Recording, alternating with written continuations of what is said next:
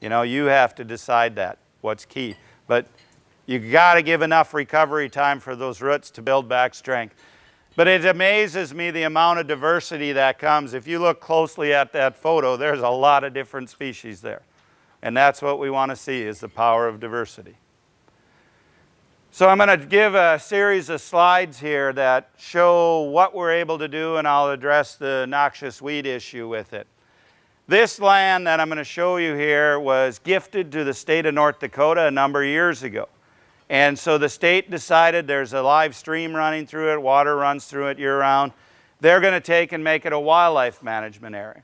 So in their infinite wisdom, they said, well, we're going to exclude livestock except for a little bit during the summer.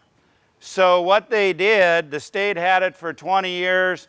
They allowed grazing from May 1st to September 1st, but only 40 animal units. And this is a section, so 640 acres of land. They came to us, though. They were spending a fortune on noxious weeds, and there was no wildlife. And they asked my son and I, would you take over management of it? So we said, well, we'll do it, but here's our demand. You can't put any limit on the number of animals we bring. You can't use any herbicides, because we won't allow our animals to graze where herbicides being used.